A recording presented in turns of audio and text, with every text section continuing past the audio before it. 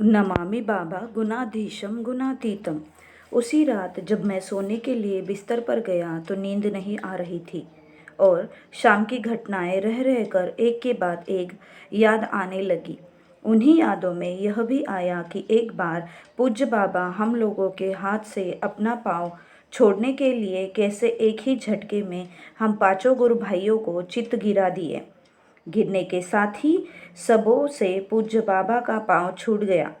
फिर याद आया कि हम लोगों में सबसे बलिष्ठ पहलवान श्री किशुन जी है, जिनकी उम्र उस समय लगभग 40 वर्ष की होगी।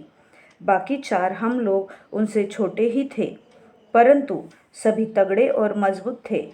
पूज्य बाबा ने अपने शरीर के प्राण का एक अष्टांशवां हिस्सा ही रखा था। फिर भी वे इतने शक्तिमान थे कि पांचों गुरु भाइयों को एक ही झटके में चित्त कर दिए।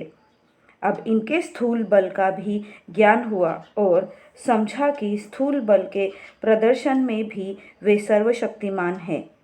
इन्हीं बातों पर चिंतन करता हुआ पता नहीं कब नींद आ गई। दूसरे दिन यह बात सभी गुरु भाइयों में फैल गई। जब यह बात श्री विंध्येश्वरी जी को मालूम हुई तो उन्होंने पूज्य बाबा के शरीर त्यागने की तीनों घटनाओं के विषय में पूछा और अपनी याददाश्त पर जोर दे कुछ सोचना शुरू किया। सोचने के थोड़ी देर बाद वे भावविवल हो हंसने लगे और कहने लगे कि गिरधारी गोपाल की यह लीला ही है। उन्हीं ने यह भी बताया कि हर घटना के समय उनकी भी हालत कुछ पूज्य बाबा की सी ही हो जाती थी और वे अनुभव करने लगे थे कि अब उनका भी शरीर नहीं रहेगा तथा मृत्यु की भावना जोर मारने लग जाती थी। माघी पूर्णिमा के धर्म महाचक्र के बाद श्री विंध्येश्वरी जी को प्राणदान मिला था।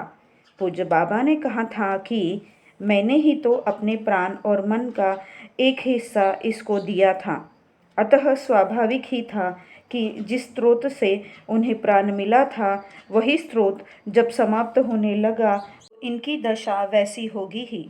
चूँकि इन तीनों घटनाओं के समय पूज्य बाबा ने मुझे ही वोकल और मुखर रखा, इसीलिए सभी गुरु भाई मुझसे खुश थे।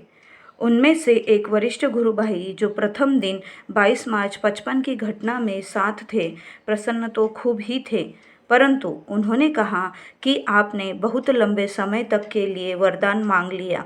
50 वर्ष बहुत होता है, इतने दिनों तक पूज्य बाबा को शरीर रखने में कष्ट नहीं होगा। मैंने कहा, भाई साहब, मैंने पहले से तो कुछ सोचकर रखा नहीं था। परिस्थिति ऐसी थी कि कुछ सोचने समझने का मौका ही नहीं मिला। वह तो भावावेश में मेरे मुंह से 50 वर्ष निकल गया। यह भी तो पूज्य बाबा की इच्छा से ही हुआ होगा। मैं तो सिर्फ इतना ही चाहता था कि पूज्य बाबा अभी रहे। जो भी हो, मुझे तो प्रसन्नता है कि पूज्य बाबा अब काफ़ी समय तक शरीर रखेंगे। आज भी संध्या में टहलते समय पूज्य बाबा कुछ कमज़ोर मालूम पड़ रहे थे। उनके चलने की गति भी बहुत धीमी थी। मैंने पूज्य बाबा के स्वास्थ्य के विषय में पूछा तो बाबा ने कहा, शरीर और प्राण के बीच सामंजस्य आने में अभी समय लगेगा। आज भी परम पूज्य बाबा नित्य की भांति मैदान तक गए और वहाँ कब्र पर कुछ देर विश्राम कर वापस लौटे।